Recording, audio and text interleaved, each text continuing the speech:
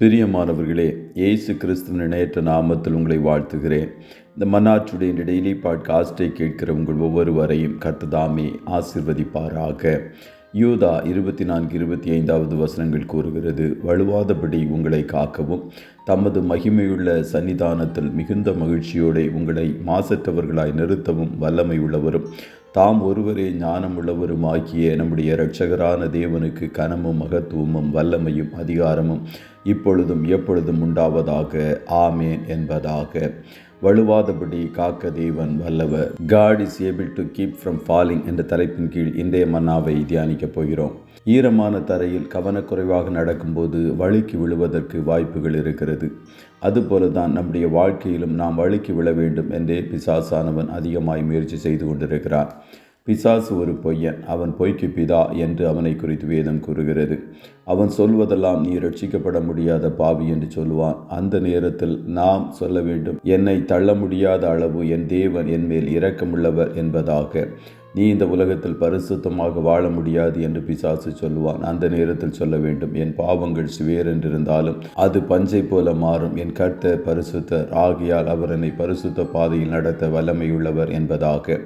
நீ ஜெயமுள்ள வாழ்க்கையை ஓடி முடிக்க முடியாது என்றெல்லாம் பிசாசு சொல்லி வஞ்சிக்கிறவனாய் காணப்படுவான். அந்த நேரத்தில் நாம் சொல்ல வேண்டும், என் தேவனின் நாமங்களில் ஒன்று யெகோவா நிசி, அவர் எனக்கு ஜெயத்தை கொடுப்பார் என்பதாக சொல்ல வேண்டும். இயேசு சொன்னார், என் ஆடுகளின் சத்தத்திற்கு செவி கொடுக்கிறது, நான் அவைகளை அறிந்திருக்கிறேன், அவைகள் எனக்கு பின் செல்லுகிறது, நான் அவைகளுக்கு நித்திய ஜீவனை கொடுக்கிறேன், அவைகள் ஒரு காலம் கெட்டுப்போவதில்லை, ஒருவனும் அவைகளை என் கையிலிருந்து பறித்து கொள்வதும் இல்லை. அவைகளை எனக்கு தந்த என் பிதா எல்லாரிலும் பெரியவராயிருக்கிறார், அவைகளை என் பிதாவின் கையிலிருந்து பறித்து கொள்ள ஒருவனாலும் கூடாது என்பதாக. அப்படி என்றால் நாம் இயேசுவின் கையிலும் பிதாவின் கையிலும் இருக்கிறோம். அவர் கரத்திற்குள் நாம் இருக்கும்போது ஒரு கவலையும் நம்மை மேற்கொள்ளாது. நாம் வலுவாமல் நம்முடைய பயணத்தை முடிக்க அவர் கரத்திற்குள் இருக்கிறோம். மாத்திரமல்ல, இயேசு சொன்னார், நம்மை ஒருவனாலும் அவர் கரத்திலிருந்து பறித்து கொள்ள முடியாது என்பதாக. செடியில் இருக்கும் பூவை பறித்து கொள்வது போல நம்மை பறித்து கொள்ளலாம் என்று பிசாசு நினைத்தாலும் அவனால் ஒன்றும் செய்ய முடியாது. காரணம், ஏசாயா 49:16 படி உங்களை அவர் உள்ளங்கையில் வரைந்திருக்கிறார். சகரியா 2:8 கூறுகிறார், நீங்கள் என் கண்மணி என்று. இப்படி வாக்குத்தத்தங்களை கொடுத்தவர் நாம் வழுவி போகும்படி எப்படி அனுமதிப்பார்? நம்முடைய பாதைகளை ஸ்திரப்படுத்துகிறவர், முடிவு பரியந்தம் ரட்சிப்பார். காரணம், இயேசு நேற்றும் இன்றும் என்றும் மாறாதவர். நீங்கள் வழுவி போகாதபடி காக்க அவர் வல்லமையுள்ள தேவன். கர்த்தர் உங்கள் ஒவ்வொருவரையும் ஆசீர்வதிப்பாராக. ஜெபம் செய்வோமா? நல்ல தகப்பனே, உம்மை நன்றியோடு துதிக்கிறோம்.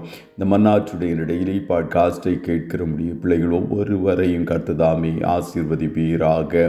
ஆண்டவரே, உம்முடைய பிள்ளைகள் ஒவ்வொருவரையும் வழுவி போகாதபடி காப்பதற்கு நீர் வல்லமையுள்ள தேவனாய் இருக்கிறேன். அதற்காய் ஸ்தோத்திரம். எங்கள் பலவீனமான கரங்களை கர்த்தர் நீர் பிடித்து கொள்ளுவீராக. நீர் எங்கள் கரங்களை பிடித்து கொள்ளும்போது உம்முடைய கரத்திலிருந்து எங்களை யாரும் பறித்து கொள்ள முடியாது. அதற்காய் கோடி ஸ்தோத்திரம். இன்றைய தினம் உம்முடைய பிள்ளைகள் கையிடுகிற வேலைகளை ஆசீர்வதியும், போக்கிலும் வரத்திலும் உடனிரும். ஆசீர்வாதமான மழை உம்முடைய பிள்ளைகளுடைய வாழ்க்கையில் பெய்யட்டும் என்று வாழ்த்துகிறோம். ஆட்டுக்குட்டியானவருடைய இரத்தத்தின் பாதுகாப்பிற்குள்ளாய் ஒவ்வொருவரையும் கொடுத்து இயேசுவின் நாமத்தில் ஜெபிக்கிறோம் நல்ல பிதாவே. ஆமென்.